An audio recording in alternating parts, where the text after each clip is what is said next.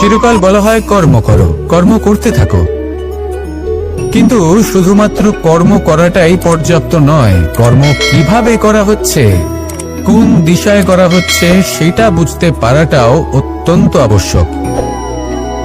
ভাগ্যের ভরসায় থাকবেন না।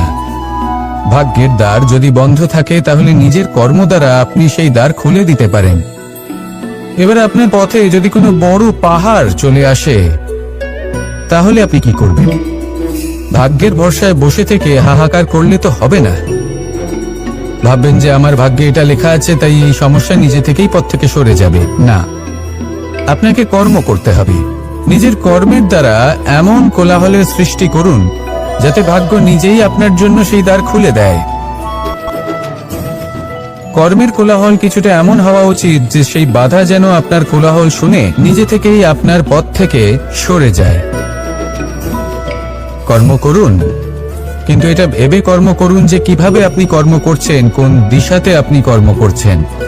দিশাহীনভাবে আপনি যতই কর্ম করুন না কেন কোনো লাভ হবে না, কখনো সৌভাগ্য লাভ করতে পারবেন না। কর্ম করুন, বুঝে শুনে করুন, আর আমার সাথে ভালোবেসে বলুন রাধা রাধা। আমরা সবাই জীবন সুখ আর শান্তিপূর্বক অতিবাহিত করতে চাই। আমরা সবাই এটাই চাই যে আমরা সবাই স্বাধীন থাকবো, আর এই স্বাধীনভাবেই আমরা জীবনে অগ্রসর হব। আর যখন কোনো ব্যক্তি আমাদের এইসব কিছু করতে বাধা দেন তখন আমরা তার উপর রুষ্ট হই, কিন্তু সত্যিটা ঠিক এর বিপরীত। কখনো কখনো এই ব্যক্তি অজান্তেই আমাদের এটা ভাবতে বাধ্য করে দেয় যে আমরা যেটা করছি সেটা কোথাও অনুচিত নয় তো। জীবনে অগ্রসর হতে হতে, সুখ খুঁজতে খুঁজতে, স্বাধীনতা খুঁজতে খুঁজতে আমরা অনুচিত কিছু করছি না তো। এটা বোঝা অত্যন্ত প্রয়োজনীয়, আর এটাই আমরা বুঝবো একটা উদাহরণ দ্বারা। কখনো কোনো উপবনে যাবেন আর গিয়ে ওখানকার মালিকে দেখবেন কি করে। কিছু সময় অন্তর ও ঘাস আর আগাছা কেটে পরিষ্কার করে। আর এরকমটা কেন করে? সে নিজেই তা রোপণ করে, নিজেই পরিশ্রম করে, আর তারপর নিজের পরিশ্রমকে কেটে ফেলার কি অর্থ হতে পারে? এরকমটা সে কেন করে? এরকম সে করে যাতে ঘাস এবং চারা সবাইকে নিয়ন্ত্রণে রাখতে পারে, আর সেই উপবনকে সে সুন্দর এবং মনোগ্রাহী করে রাখতে পারে। এটাই হলো ওর উদ্দেশ্য। এবার ভাবুন যে সেই ব্যক্তি আপনার জীবনে সেই কাজটাই করছে। আপনার জীবনে সে মালি হয়ে আসে আর কোনো শুল্ক ছাড়াই আপনাকে সে আরো উত্তম ব্যক্তি করে তুলছে। তাই মনে মনে ওনার প্রতি কৃতজ্ঞ থাকুন, আর আমার সাথে ভালোবেসে বলুন রাধা রাধা। আমাদের জীবন হলো একটি যাত্রাপথ, একটি প্রতিযোগিতা। আর এই প্রতিযোগিতায় এগিয়ে থাকার জন্য, জয়লাভ করার জন্য আমরা সবাই কোনো না কোনো সাহায্য খুঁজি। কেউ ঈশ্বরের শরণে যান, কেউ গুরুর কাছে যান, কেউ মাতা পিতার কাছে যান, আবার কেউ যোগ্য বন্ধু নির্বাচন করে নেন। আর হ্যাঁ, এনারা সবাই আপনাকে জীবনে অগ্রসর হওয়ার পথে সাহায্য করতে পারেন।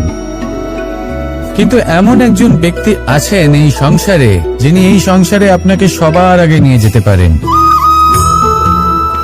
আর সেই ব্যক্তি হলেন স্বয়ং আপনি, আর কেউ নয়। অর্থাৎ আপনি যদি চেষ্টা করেন, পরিশ্রম করেন, তাহলে আপনার বন্ধু, আপনার বান্ধব, আপনার পরিবার, আপনার গুরু আপনাকে সাহায্য করতে পারে, আপনাকে আরো অনেক বেশি প্রদান করতে পারে। কিন্তু যদি আপনার চেতনাই না থাকে তাহলে কেউ আপনাকে এগিয়ে নিয়ে যেতে পারবে না। যেমন ছোট্ট একটা বালক যে সবেমাত্র হাঁটতে শিখছে, প্রথমে সে হামাগুড়ি দিয়ে চলতে চেষ্টা করে। তার মাতা পিতা তাকে দেখে খুব আনন্দ পান, তাকে উৎসাহও দেন। সেই ছোট বালক দাঁড়াতে চেষ্টা করে, হাঁটতে চেষ্টা করে, আবার পড়ে যায়, আবার উঠে দাঁড়ায়, আবার চেষ্টা করে, আবার পড়ে যায়। আর ভবিষ্যতে গিয়ে সে হাঁটতেও শিখে যায়, আবার দৌড়তেও শিখে যায়। এই সংসারে আপনি যে কর্মই করতে চান না কেন, যে স্বপ্নই আপনি পূর্ণ করতে চান না কেন, সেটা আরম্ভ হবে আপনাকে দিয়ে, আপনার কর্ম দ্বারা। তাই কর্ম করতে শুরু করুন। বাইরে থেকে সাহায্য পেতেই পারেন, তার সদ্ব্যবহার করুন, আর আমার সাথে ভালোবেসে বলুন রাধা রাধা। ক্রোধ হলো এই সংসারের সব থেকে ঘাতক আবেগ। এই আবেগ আগুনের সমান। যদি কোনো ব্যক্তির মনে জাগ্রত হয়, তাহলে সামনের ব্যক্তিকে ভস্ম করার আগে সেই আগুন সেই ক্রুদ্ধ ব্যক্তিকেই ভস্ম করে দেয়। সেই জন্য এই ক্রোধকে নিজের থেকে দূরে রাখা অত্যন্ত আবশ্যক। কিন্তু তার অর্থ এটা নয় যে সেই রাগের কোন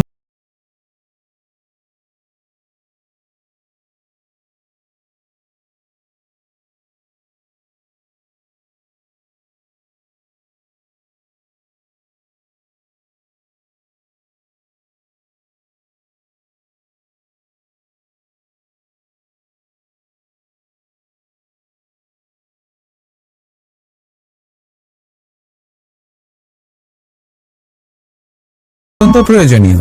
যেমন শ্রীরাম ক্রুদ্ধ হয়েছিলেন, উনি অগ্নিবাণ সাধন করেছিলেন সাগরের প্রতি, কারণ সাগর নিজের অহংকারে মত্ত হয়ে কিছুতেই শ্রীরামকে লঙ্কা পর্যন্ত পৌঁছানোর পথ খুঁজে দিচ্ছিল না। যখন শ্রীরাম ক্রুদ্ধ হলেন, তখন সাগর ওনাকে পথ দেখালো। ক্রোধ প্রকাশ করুন, কিন্তু উচিত সময়, উচিত পরিস্থিতিতে, উচিত মাত্রাতে। আর কখনোই এই ক্রোধের আবেগ যেন আপনাকে নিয়ন্ত্রণ না করতে পারে। আসুন আমার সাথে ভালোবেসে বলুন, রাধা রাধা। প্রত্যেক মানুষ জীবনযাপন করেন, কিন্তু প্রত্যেক মানুষ বেঁচে থাকার রসদ জোগাড় করতে পারেন না। তাহলে কি করা যায়? জীবনের রসদ কিভাবে জোগাড় করা যায়? কিভাবে আমাদের চেষ্টা করে যাওয়া উচিত? আমাদের কি করা উচিত? কিছু কাজ আছে যেগুলো আপনাদের করতে হবে। সর্বপ্রথম, জীবনে যখনই কোনো সমস্যা আসবে, তখন নিরপেক্ষভাবে তার সম্মুখীন হন। তা সে যে সমস্যাই হোক, সেটা সমাধান করার জন্য আপনাকে শুভ পথ নির্বাচন করতেই হবে। তারপরে যদি আপনার হাতে কখনো ক্ষমতা আসে, সেই মুহূর্তে আরো বেশি বিনম্র থাকতে হবে। আপনি ধন অর্জন করলে তখন অহংকার জাগ্রত হতে দিলে চলবে না। আপনি যদি শক্তিশালী হয়ে ওঠেন, তাও অহংকার জাগ্রত হলে চলবে না। জীবনে যখনই ক্রোধ হবে, তখন নিজেকে নিয়ন্ত্রণ করুন আর ভেবে দেখুন যে যদি এই মুহূর্তে আপনি ক্রোধ দেখান, তাহলে তার পরিণাম কি হবে। এর ফলে কি কিছু শুভ ঘটনা ঘটবে নাকি অশুভ কিছু ঘটবে? শুধু এই কটা কাজ নিজেদের জীবনে আত্মসাৎ করুন, জীবন যাপন অত্যন্ত সহজ হয়ে যাবে। আসুন আমার সাথে ভালোবেসে বলুন, রাধা রাধা। এই সংসারে যদি আপনি শুভ কিছু অর্জন করতে চান, তাহলে দুটি পথ আছে। প্রথম হলো ধর্ম, আর দ্বিতীয় হলো কর্ম। কিছু ব্যক্তি এমন কথাও বলেন যে আমরা তো ধর্মের পথেই অগ্রসর ছিলাম, আমরা তো লক্ষ্যপ্রাপ্ত করতে পারলাম না, বরং আমাদের নিন্দা হলো। এবার এরকমটা ঠিক কেন হয়? এরকম এই কারণে হয়, কারণ দেখতে গেলে ধর্ম সবসময় আমাদের এমন পথ দেখায় যেটা আমাদের একটা শুভ লক্ষ্য প্রাপ্তিতে সাহায্য করে, কিন্তু সেই লক্ষ্যে আমাদের পৌঁছতে হবে নিজেদের কর্ম দ্বারা। যদি আপনি ধর্মের পথে অগ্রসর হয়ে থাকেন, তাহলে আপনাকে কর্মও করতে হবে। যদি ধর্মের পথে চলেন কিন্তু কর্ম না করেন, তাহলে লক্ষ্য প্রাপ্তি হবে না। ঠিক সেইভাবেই যদি আপনি কর্ম করতে থাকেন কিন্তু ধর্মের পথে না চলেন, তাও লক্ষ্য প্রাপ্তি হবে না। মনে রাখবেন যে ধর্ম এবং কর্ম হলো একটি মুদ্রার দুই পিঠের সমান। এদের নিজের জীবনে আত্মসাৎ করুন এবং অগ্রসর হন। এই সংসারের প্রত্যেক লক্ষ্য আপনার হবে। আসুন আমার সাথে ভালোবেসে বলুন, রাধা রাধা। আমরা সবাই জীবনে কামনা করি। কেউ ধন সম্পত্তির কামনা করি, কেউ ভালোবাসার, কেউ বন্ধুদের, কেউ নাম খ্যাতি আদি ইত্যাদি। এগুলো লাভ করার জন্য আমরা চেষ্টা করতে থাকি, পরিশ্রম করতে থাকি। কিছু সময় পরে অর্জনও করে ফেলি, কিন্তু সবকিছু অর্জন করার কিছু সময় পরে এরা রুষ্ট হয়ে যান, আমাদের থেকে দূরে চলে যান বা আমাদের থেকে কেড়ে নেওয়া হয়। এমনটা কেন হয়? এমনটা এই কারণে হয় কারণ মানুষের একটা দুর্বলতা আছে। কোনো কিছুই অর্জন করার পরে আস্তে আস্তে সে তার মূল্য, তার গুরুত্ব ভুলে যায়, তার জন্য চেষ্টা করা ছেড়ে দেয়। আর এটাই হলো সব থেকে বড় সমস্যা। ঠিক যেমন কোনো ব্যক্তি যিনি ধন অর্জন করতে চান তার জন্য কঠিন পরিশ্রম করেন, হয়তো ধন অর্জন করেও ফেলেন, তারপর আস্তে আস্তে ওই ধনের মূল্য ভুলে যান, উচিতভাবে তা প্রয়োগ করেন না, আস্তে আস্তে তার ধন তার সঙ্গ ত্যাগ করে দেয়, সমস্ত পরিশ্রম ব্যর্থ হয়ে যায়। সেই জন্য মনে রাখবেন, এই সংসারে কিছু অর্জন করা অত্যন্ত কঠিন ব্যাপার, কিন্তু তার থেকেও বেশি কঠিন হলো সেটা নিজের সাথে ধরে রাখা। তাই জীবনে যখনই আপনি কিছু অর্জন করবেন তার গুরুত্বটা বুঝুন, আর তারপরে সময় সময় তার মূল্য নিজেকে স্মরণ করাতে থাকুন। কৃতজ্ঞ থাকুন যে আপনার পরিশ্রম আপনাকে এই ফল দান করেছে, আর চিরকাল পরিশ্রম করুন, তবেই আপনি যেটা লাভ করেছেন সেটা আপনার কাছে থেকে যাবে। আসুন আর আমার সাথে ভালোবেসে বলুন, রাধা রাধা। এই সংসারে আপনার সব থেকে বড় বন্ধু কে? কেউ বলবেন ছোটবেলার বন্ধুরা, কেউ বলবেন মাতা পিতা, কেউ বলবেন ঈশ্বর। এবারে বলুন যে এই সংসারে আপনার সব থেকে বড় শত্রু কে? কেউ বলবে আপনার বিরোধী, সেই ব্যক্তি যে আপনাকে হিংসে করে, বা আপনার নিজের অহংকার, আপনার কুকর্ম। আমি বলবো যে এই সংসারে আপনার সব থেকে বড় বন্ধু হলো আপনার নিজের মন। এই চঞ্চল মনকে যদি আপনি নিয়ন্ত্রণ করতে শিখতে পারেন, তাহলে এর থেকে বড় বন্ধু এই সংসারে আপনি কোথাও পাবেন না। সেখানেই যদি এই মন আপনাকে বশ করে ফেলে, তাহলে সংসারে এর থেকে বড় শত্রু আপনি কোথাও পাবেন না। সেই জন্য এই সংসারকে নিয়ন্ত্রণ করার চেষ্টা ত্যাগ করুন। প্রথমে এই মনকে নিয়ন্ত্রণ করতে শিখে যান, তাহলে এই জীবন নিজে থেকেই সাফল্যের পথে অগ্রসর হবে। আর তখন এই মন প্রসন্ন হয়ে বলবে, রাধা রাধা। গঙ্গা ভারতের সব থেকে শক্তিশালী নদী, এমন একটি নদী যে নিজেই হলো একটি ইতিহাস। কিন্তু কখনো ভেবেছেন যে এই গঙ্গা নদীর প্রবাহ যখন গঙ্গোত্রী থেকে শুরু হয়, তখন তার উৎপত্তি কিভাবে হয়? হিমবাহ যখন গলে যায়, তখন একটি ফোঁটার জন্ম হয়, সেই ফোঁটাগুলোর সাথে আরো কিছু ফোঁটা যুক্ত হয়, তারপরে একটি ছোট ধারা উৎপন্ন হয়, সেটা বইতে থাকে। এর পরবর্তীতে আরো অনেক ধারা আরো অনেক ফোঁটার সাথে যুক্ত হয়ে যায়, আর অবশেষে একটা মহান বিশাল ধারা জন্ম নেয়, যাকে আমরা মহানদী গঙ্গা বলি। সেই জন্য এই কথা বলা হয়েছে যে একটি পাথর দিয়ে প্রাচীর বানানো যায় না। মহানদী গঙ্গা আসলে কি? যদি ভালোভাবে ভেবে দেখেন, তবে এ হলো অগুন্তি জলের ফোঁটার মিশ্রণ, যেটা আরম্ভ হয় একটি ফোঁটা দ্বারা। একটি ফোঁটা যা এদের সকলকে নিজের অন্তরে সমাহিত করে নেয় এবং এমন একটি যাত্রা শুরু করে যা পরবর্তীতে মহানদী গঙ্গার রূপ ধারণ করে। এর থেকে আমরা কি শিক্ষা পাই? এটাই যে জীবনে শুধুমাত্র পরিশ্রম এবং সমস্যার সম্মুখীন হওয়াটাই পর্যাপ্ত নয়, সেটা তো সকলকেই করতে হয়। প্রয়োজন হলো সারল্য। সারল্য দ্বারা সবাইকে নিজের অন্তরে সমাহিত করে নিতে হবে, তাদের সাথে চলতে হবে, অনেককে এক করে তুলতে হবে। এই প্রবৃত্তি যদি আপনি নিজের অন্তরে জাগ্রত করেন, তাহলে আপনিও গঙ্গার মতো মহান হয়ে উঠবেন। আসুন আমার সাথে ভালোবেসে বলুন, রাধা রাধা। এই সংসারের দুটি সব থেকে শক্তিশালী শব্দ হলো নীরবতা এবং প্রসন্নতা। এই দুটি সব থেকে বেশি কঠিনও।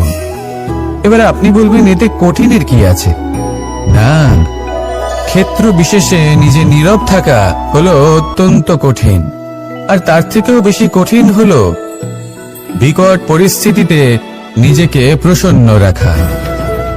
কিন্তু যদি আপনি এটা শিখে যান, তাহলে এই নীরবতাই আপনাকে জীবনে অনেক বড় বড় সমস্যার হাত থেকে বাঁচাবে। এই প্রসন্নতা আপনাকে বিকটতর পরিস্থিতি থেকে বেরিয়ে আসতে শক্তি যোগাবে। তাই এই গুণ আত্মসাৎ করুন আর আমার সাথে ভালোবেসে বলুন, রাধা রাধা। মানুষ নিজের জীবনে সবকিছু লাভ করতে পারেন, সম্পত্তি, সাফল্য, সুখ, স্বাচ্ছন্দ্য, কিন্তু তারপরেও তার মনে একটি ভয় থেকে যায় যে কখনো যেন এমন কিছু না হয় যেটা ওকে এসে ভেঙে দেবে, তার অন্তর্মনকে ভেঙে দেবে, তার আত্মাকে ভেঙে দেবে। কিন্তু সত্যি কথা বলতে কিছু ভাঙলেও তাতে ভয় পাওয়ার কোনো প্রয়োজন নেই।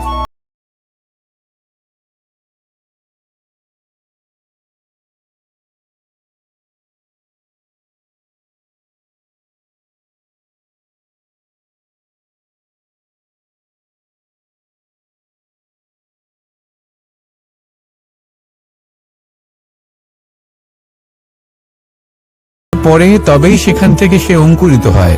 তাই ভেঙে পড়ার কথা শুনে ভেঙে পড়বেন না। তারপর যে সব নির্মাণ হতে চলেছে তার উপর মনোনিবেশ করুন। আর হ্যাঁ, যদি সংসারে এমন কিছু থাকে যা ভাঙবেন না, তাহলে সেটা হলো বিশ্বাস। জীবনে কখনো কারোর বিশ্বাস ভঙ্গ করবেন।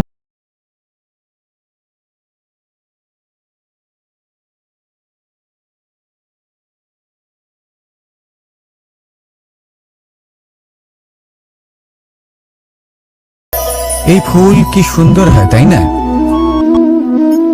মন মোহিত করে দেবার মতো রং, সুগন্ধ, আর এতটাই কোমল হয় যে খুব সহজেই আপনি একে পিষে দিতে পারেন। এই ফুল আপনাকে কিছুই বলবে না, প্রতিবাদও করবে না, আপনাকে আঘাতও করবে না, আপনি কোনো চিৎকারও শুনতে পাবেন না। শুধু যাওয়ার সময় আপনার হাতে মধুর একটা সুবাস রেখে যাবে। কিন্তু এই কাজটা আপনি কাঁটার সাথে করতে পারবেন না। কাঁটা আপনাকে অত্যন্ত যন্ত্রণা দেবে, সেটা আপনিও জানেন। এবার এই ফুল আর কাঁটার মধ্যে যে পার্থক্য, সেটাই হলো পার্থক্য সজ্জন এবং দুর্জনদের মধ্যে। কখনো কখনো আমাদের জীবনে এমন কিছু ব্যক্তি আসেন যারা অত্যন্ত কোমল, তাদের আমরা দমন করে বসি। আর বেশিরভাগ সময় তারাই আমাদের সব থেকে বড় শুভাকাঙ্ক্ষী হন। তারা চাইলে বিরোধিতা করতেই পারেন, চাইলে আমাদের উপর প্রহার করতেই পারেন, কিন্তু তা করেন না। আর এই কথাটা আমরা তখন বুঝতে পারি যখন বাস্তবে আমাদের সামনে কোনো শত্রু, কোনো দুর্জন ব্যক্তি, কোনো কাঁটা বাধা হয়ে দাঁড়ায়। তাই জীবনে কোনো ব্যক্তি যদি নীরব থাকে, কোমল হয়, তাকে দমন করবেন না। হতে পারে সেই ব্যক্তি আপনার জীবনের সব থেকে বড় পুঁজি হয়ে ওঠেন। আসুন আমার সাথে ভালোবেসে বলুন, রাধা রাধা। মানুষ সংঘর্ষ করেন জীবনের সামনে এগোনোর জন্য, সাফল্য লাভ করার জন্য, মহান কর্ম করার জন্য। কখনো সে জীবনে একা হয়ে যায়, আবার কখনো তার জীবনে অনেক সংখ্যক লোক চলে আসেন, তাদের সাথে ভিন্ন ভিন্ন ধরনের সম্পর্ক গড়ে ওঠে। কিন্তু তখনই সাবধান থাকা প্রয়োজনীয়, কারণ সব সম্পর্ক সত্য হয় না। যেমন দেখবেন, যখন সাফল্য আসে তখন জীবনে অনেকগুলো সম্পর্কও আসে, নতুন নতুন সম্পর্ক গড়ে ওঠে। কিন্তু যখন ব্যর্থতা আসে তখন খুব কম সম্পর্ক গড়ে ওঠে। আর বেশিরভাগ সময় এই ব্যর্থতার সময় গড়ে ওঠা সম্পর্ক আজীবন আপনার সাথে থেকে যায়।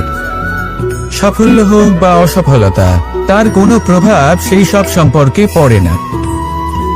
সেখানেই সাফল্যের পরে যে সম্পর্ক গড়ে ওঠে, বেশিরভাগ সময় এমনও দেখা যায় যে তার মধ্যে বেশিরভাগ মানুষ আপনাকে নিজের কাজে লাগাবেন, আপনাকে ব্যবহার করবেন, সময় এলে পরে আপনাকে ঠকাতেও পারেন। এর অর্থ এটা নয় যে আপনি জীবনে নতুন সম্পর্ক বানাবেন না, অবশ্যই বানাবেন, কিন্তু ব্যক্তি এবং সম্পর্কের পরখ করা আবশ্যক, আর সময় সময় সেটা করা আবশ্যক। যে কটি সম্পর্ক আপনার জীবনে আছে, যারা আপনার সাথে জড়িয়ে সারা জীবন, যারা আপনার সাথেই থাকবেন, তাদের যত্ন নিন আর তাদের সাথেই অগ্রসর হন। আর আমার সাথে ভালোবেসে বলুন, রাধা রাধা। পরম শক্তি প্রকৃতি, এ হলো এই সংসারে সব থেকে বেশি শক্তিশালী। এই প্রকৃতির সামনে কারোর কোনো অস্তিত্ব নেই। এই প্রকৃতি আমাদের জীবন যাপনের জন্য অসংখ্য সম্পদ প্রদান করেছেন, আর তার সাথে এই বিষয়টার দিকেও বিশেষ যত্নবান হয়েছেন যে আমরা যেন এর মোহজালে ফেঁসে না যাই। যেমন পেট ভরানোর জন্য চাল ডাল প্রদান করেছেন, তার সাথেই সেই চাল ডালের মধ্যে কীটের উপস্থিতি রেখেছেন, যাতে সেই চাল ডাল সময়ের সাথে সাথে খারাপ হয়ে যায়। উচিত সময় যদি গ্রহণ না করেন তাহলে সমস্ত সবজি নষ্ট হয়ে যাবে। যেমন আমাদের এই মনুষ্য শরীর, তা সে যতই সুন্দর হোক না কেন, মৃত্যুর পরে এই শরীরে পচন ধরে, যাতে এই শরীর থেকে দুর্গন্ধ বেরোয়। এমনটা প্রকৃতি কেন করেছে? যাতে আমরা যত শীঘ্র সম্ভব সেই দেহের অন্ত্যেষ্টিক্রিয়া করতে পারি, তাকে বিদায় জানাতে পারি, আর তাকে পঞ্চমহাভূতে বিলীন হতে দিতে পারি। প্রকৃতি যেটা করছে সেটা অনুচিত নয়। প্রকৃতি এই কারণে এমন করে যাতে আমরা কর্মবন্ধনে আবদ্ধ থাকি, মোহর বন্ধনে নয়। যেমন ধরুন এই শস্য, ধরুন আপনি চেষ্টা করছেন এই শস্য পেতে এবং আপনার জীবনে সেই শস্য আপনি লাভ করছেন অত্যাধিক মাত্রায়, তাহলে তা ভোগ করুন, আর বাকি শস্যটা সবার মধ্যে ভাগ করে দিন, যাতে অন্যেরও পেট ভরে তাতে। যদি আপনি সাফল্য লাভ করেন, শ্রেষ্ঠ কর্ম করেন, শ্রেষ্ঠ ব্যক্তি হয়ে ওঠেন, তাহলে কখনো অহংকার করবেন না, অহংকারী হয়ে উঠবেন না। সেই সাফল্য, সেই শ্রেষ্ঠত্ব সদ্ব্যবহার করুন অন্য কারোর জীবন প্রকাশময় করার জন্য। তবেই আপনার সেই সাফল্য, আপনার শ্রেষ্ঠত্ব জীবনে আরো ঊর্ধ্বমুখী হবে। সবার শেষে আমরা সবাই পঞ্চমহাভূতে বিলীন হয়ে যেতে চলেছি। উচিতভাবে এই জীবনের সদ্ব্যবহার করুন, কর্মের সাথে জড়িত থাকুন, এই প্রকৃতির পথপ্রদর্শন মানতে থাকুন, আর আমার সাথে ভালোবেসে বলুন রাধা রাধা। এই জীবন যেটা আপনি যাপন করেন, জানি আপনার এত অহংকার, বলুন এই জীবনে আপনার কি আছে? আপনাকে জন্ম দিয়েছেন আপনার মাতা, তারপর আপনাকে হাঁটতে শিখিয়েছেন, কথা বলতে শিখিয়েছেন, ভাষা শিখিয়েছেন, আরো অনেক কিছুই শিখিয়েছেন আপনার গুরু বা আপনার মাতা পিতা অথবা এই সংসার। ব্যবসা, বাণিজ্য, এই সবকিছুর সাধন অন্য কেউ দিয়েছেন। ধন অর্জন করার সাধনও অন্য কেউ দিয়েছেন। ধনও অন্য কারোর থেকেই লাভ করা হয়েছে। সম্মানটাও অন্য কোনো ব্যক্তি আপনাকে দিয়েছেন। জন্মের পর প্রথম স্নানও অন্য কারোর হাতে করতে হয়েছে। মৃত্যুর পরেও অন্তিম স্নানটাও অন্য কেউ করাবে। যদি কোনো পাতার উপরে পড়ে, তাহলে সংসারে আপনার নিজের কি আছে? কিন্তু তার জীবন, তার ভবিষ্যৎ শুধু এটাই আছে যেটা আপনার নিজের। আর এই জীবনকে উচিতভাবে যাপন করুন, পূর্ণরূপে তার সদ্ব্যবহার করুন, আর শ্রেষ্ঠ থেকে শ্রেষ্ঠ কর্ম করুন। যদি সময় এলে পরে অন্য কেউ আপনাকে কিছু দেয়, আপনার যেটা প্রয়োজন ছিল, তাহলে সময় এলে আপনাকেও অন্যদের সবকিছুই দেওয়া উচিত। এই জীবনে যা কিছুই লাভ করেছেন তা উচিতভাবে ভালোবেসে উপভোগ করতে শিখুন, সবার মধ্যে ভাগ করে দিতে শিখুন। মনে রাখবেন, এই সংসারে এমন কিছুই নেই যা আপনার আর চিরকাল আপনার কাছেই থাকবে। আসুন আর আমার সাথে ভালোবেসে বলুন রাধা রাধা। এই সংসারে এই সংখ্যাটি অত্যন্ত শক্তিশালী।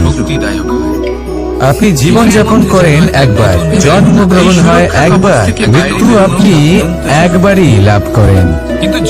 এই এক সংখ্যাটি অত্যন্ত গুরুত্বপূর্ণ। যদি আপনি এককে একের বিরুদ্ধে করে দেন, তাহলে সেটা হলো রাজনীতি। মানুষ সেখানে ষড়যন্ত্র করতে শিখে যায়। আর যদি আপনি এককে একের সাথে মিলিত হতে না দেন, তাহলে সেটা কূটনীতি হয়ে দাঁড়ায়, মানুষ সেখানে ছলনা করতে শিখে যায়। এবার যদি আপনি এককে একের সাথে মিলিত করে দুই করে দেন, তাহলে সেটা গণনীতি হয়ে দাঁড়ায়। মানুষ সংগ্রহ করতে শেখে, লাভ করতে শেখে। আর যদি আপনি এক এবং এক মিলিয়ে শূন্য করে দেন, তাহলে তাকে আধ্যাত্ম বলা হয়, যেখানে আমরা নিজেকে ঈশ্বরের কাছে পূর্ণরূপে সমর্পণ করে দিই। আর যদি আপনারা এক আর এক এই দুইকে মিলিয়েও একই থাকতে পারেন, তাহলে তাকে প্রেমমুখী বলা হয়। যেমন আমি আর রাধা, না আমরা শূন্য আর না আমরা দুজন ভিন্ন, দুজন ভিন্ন হয়েও আমরা অভিন্ন। এর দ্বারা জীবনের অর্থ বুঝতে পারা যায়। তাই এই অর্থ বুঝতে শিখুন। এই মন প্রসন্ন হয়ে বলবে, রাধা রাধা। আমরা সবাই জীবনের সামনে এগোতে চাই আর সামনে এগোতেও থাকি। আর যখনই কোনো ব্যক্তির জীবনের সামনে এগোতে থাকে তখন তার পথে নিশ্চিত রূপে বাধা আসে। তখন মানুষ ঈশ্বরের কাছে প্রার্থনা করে যে, হে ঈশ্বর, আমার জীবনে যেন কোনো বাধা না আসে, আর যত বাধা আছে তার হাত থেকে আমাকে রক্ষা করে নিন। পূর্ণরূপে একটি নিরাপদ জীবনের কামনা করে। কিন্তু সত্যি কথা বলতে এই বাধাগুলো কিন্তু কিছু মাত্রায় আমাদের কাছে আবশ্যক। যদি এই বাধা না থাকে তাহলে আমরা সামনে এগোতে পারবো না। একটা উদাহরণ দিই, যখন আমরা হাঁটি তখন এই মাটির একটা আকর্ষণ বল থাকে যেটা আমাদের নিচের দিকে আকৃষ্ট করতে থাকে। সেই কারণে এই সামনে পথ চলা কঠিন হয়ে যায়। কিন্তু এই আকর্ষণ বলের কারণেই আমরা সামনে অগ্রসর হতে পারি, কারণ এই আকর্ষণ বল আমাদের ধরে রেখে দেয়। তার জন্যই আমরা মাটির ওপর টিকে থাকতে পারি। যদি আকর্ষণ বল না থাকে তাহলে আমরা ভারসাম্য হারিয়ে ফেলবো, আর ভারসাম্য হারালে এগিয়ে চলা অসম্ভব হয়ে যাবে। সেই জন্য কখনো জীবনে পূর্ণরূপে নিরাপদ জীবনের কামনা করবেন না। এই যে বাধাগুলো আসে তা কোনো না কোনো কারণে আসে। এটা কেন আসছে সেটা বুঝুন, এদের স্বাগত জানান। এর থেকে যে শিক্ষা লাভ করবেন সেটাই আপনাকে এগিয়ে নিয়ে যাবে।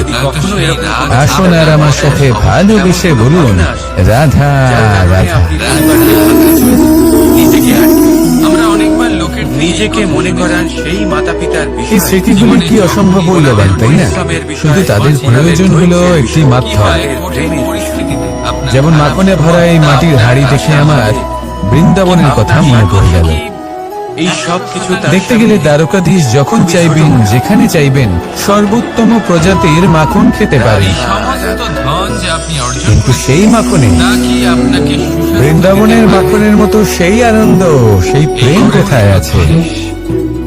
বৃন্দাবনে গোপীদের হাড়ি ভেঙে মাখন খাওয়া, বাড়িতে লুকিয়ে চুরিয়ে ঢোকা, পরিশ্রম করা, চুরি করে হাড়ি ভেঙে মাখন খাওয়া, তার মধ্যে যে আনন্দ ছিল সময়ের প্রয়োজন ছিল। সেটা কোনো পাত্রে রাখা মাখনে কি পাওয়া যায়?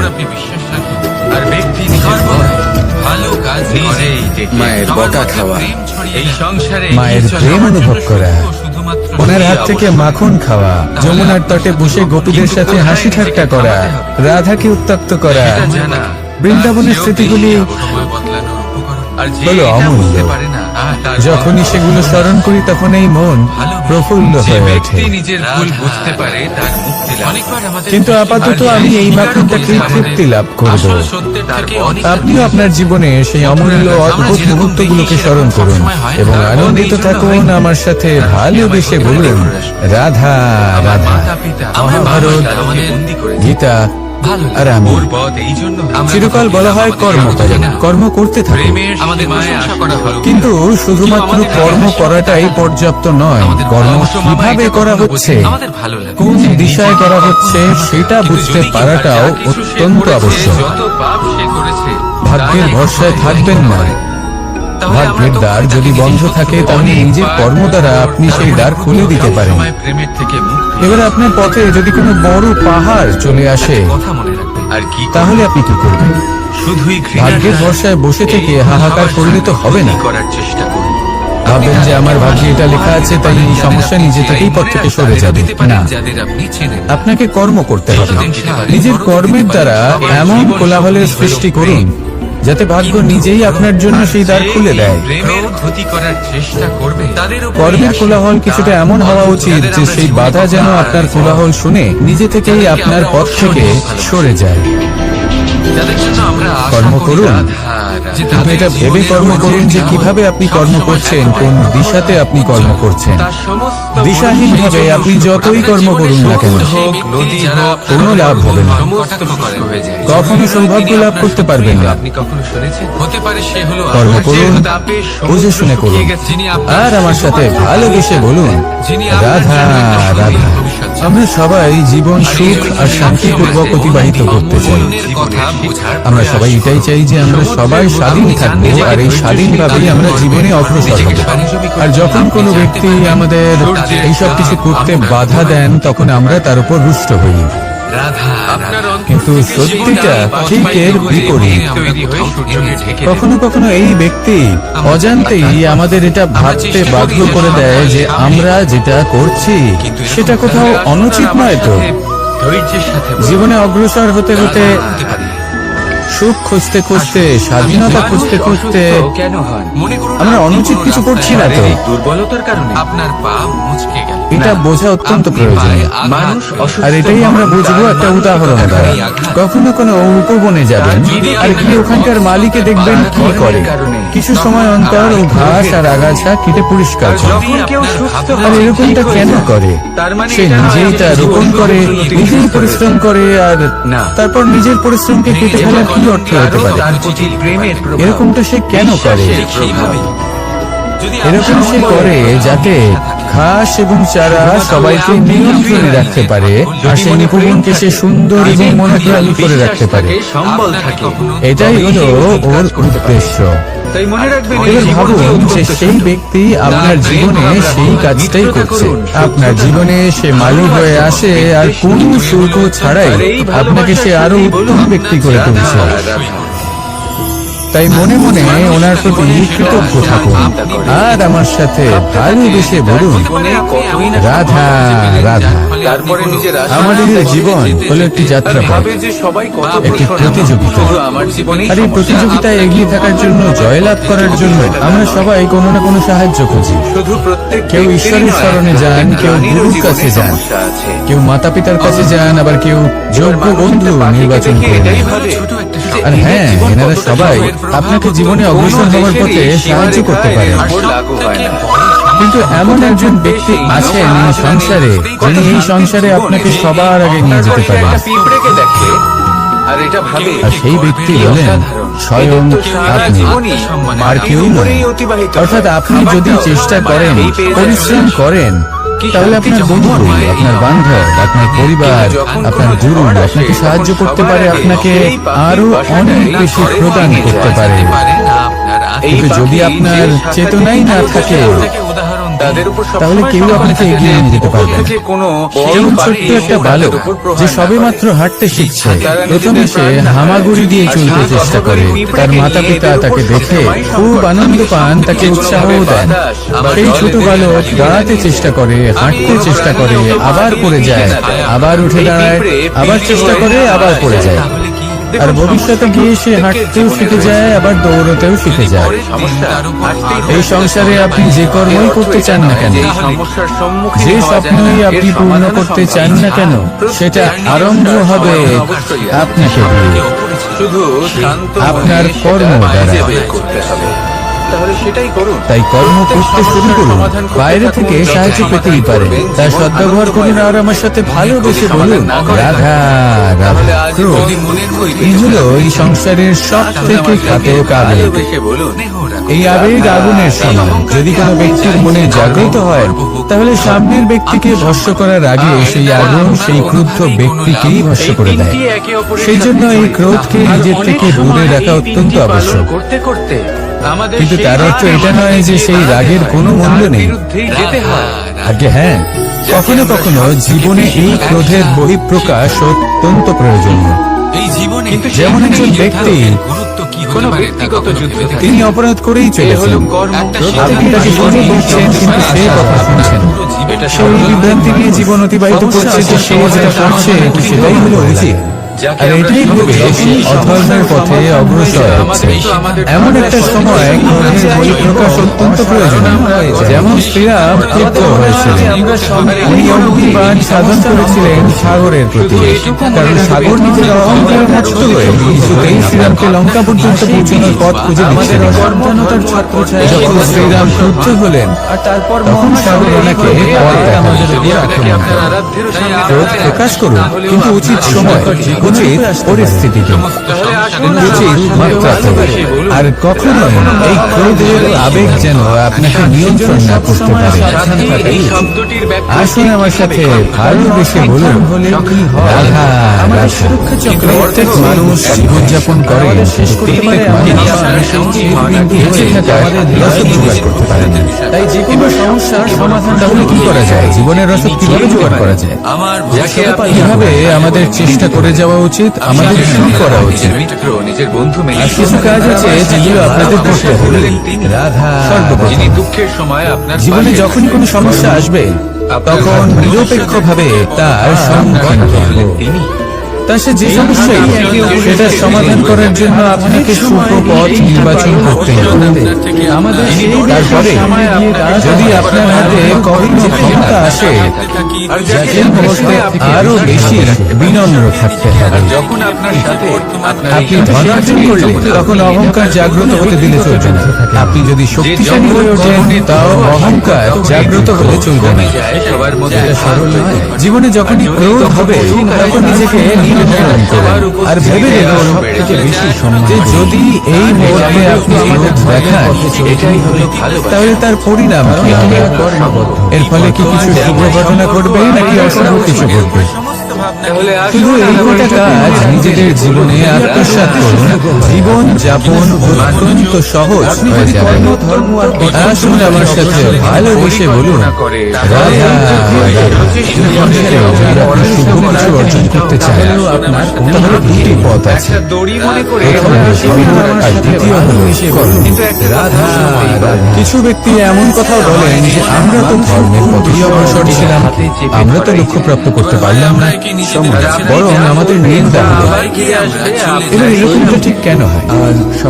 এরকম এই কারণে হয় কারণ দেখতে গেলে ধর্ম সবসময় আমাদের এমন পথ দেখায় যেটা আমাদের একটা শুভ লক্ষ্য প্রাপ্তিতে সাহায্য করে, কিন্তু সেই লক্ষ্যে আমাদের পৌঁছতে হবে নিজেদের কর্ম দ্বারা।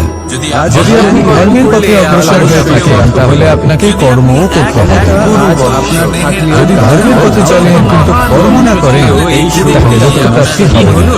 ঠিক সেইভাবে যদি আপনি কর্ম করতে থাকেন হয়ে গেল কিন্তু ধর্মের পথে না চলেন তাও লক্ষ্যপ্রাপ্তি হবে না। মনে রাখবেন যে ধর্ম এবং কর্ম হলো একটি মুদ্রার দুই বিশিষ্ট মান। এদের নিজের জীবনে আত্মসাৎ করুন এবং অগ্রসর হন। এই সংসারের প্রত্যেক লক্ষ্য আপনার হবে। আসুন আমার সাথে ভালোবেসে বলুন, রাধা রাধা। আমরা সবাই জীবনের কামনা করি, জ্বলতে হবে। কেউ ধন সম্পত্তির কামনা করি, কেউ ভালোবাসার, কেউ বন্ধুদের, কেউ নাম খ্যাতি আদি ইত্যাদি। জীবনে এমন কিছু কাজ এগুলো লাভ করার জন্য আমরা চেষ্টা করতে থাকি, পরিশ্রম করতে থাকি, কিছু সময় পরে অর্জনও করে ফেলি। কিন্তু সবকিছু অর্জন করার কিছু সময় পরে এরা রুষ্ট হয়ে যান, আমাদের থেকে দূরে চলে যান বা আমাদের থেকে কেড়ে নেওয়া হয়। যারা বাস্তবিকভাবে এমনটা কেন? কাজ করে আমি তাদের এমনটা এই কারণে হয় কারণ মানুষের একটা দুর্বলতা আছে। আমারই জীবনে কোনো কিছু অর্জন করার পরে আস্তে আস্তে সে তার মূল্য, তার গুরুত্ব ভুলে যায়, তার জন্য চেষ্টা করা ছেড়ে দেয়। আর এটাই হলো সব থেকে বড় সমস্যা। ঠিক যেমন কোনো ব্যক্তি যিনি ধন অর্জন করতে চান তার জন্য কঠিন পরিশ্রম করেন, হয়তো ধন অর্জন করেও ফেলেন, তারপর আস্তে আস্তে ওই ধনের মূল্য ভুলে যায়। আর যাদের উচিতভাবে তা প্রয়োগ করেন না, আলোচনা করেন। আস্তে আস্তে তার রং, তার সঙ্গ ত্যাগ করে দেন। সমস্ত পরিশ্রম ব্যর্থ হয়ে যায়। যাকে আমরা ভালোবাসি সেই জন্য মনে রাখবে এই সংসারে কিছু অর্জন করা আপনার সাথে কথা বলতে অত্যন্ত কঠিন ব্যাপার। অতি প্রিয় আপনি জানেন কিন্তু তার থেকেও বেশি কঠিন হলো সেটা নিজের সাথে ধরে রাখা। আমরা বাজারে যাব। হ্যাঁ আপনার তাই জীবনে যখনই আপনি কিছু অর্জন করবেন তার গুরুত্বটা বুঝুন জীবিত আর তারপরে সময় সময় তার মূল্য নিজেকে স্মরণ করাতে থাকুন। কৃতজ্ঞ থাকুন যে আপনার পরিশ্রম আপনাকে এই ফল দান করেছে। করে নিজের সাথে কথা বলুন। আর চিরকাল পরিশ্রম করুন, তবেই আপনি যেটা লাভ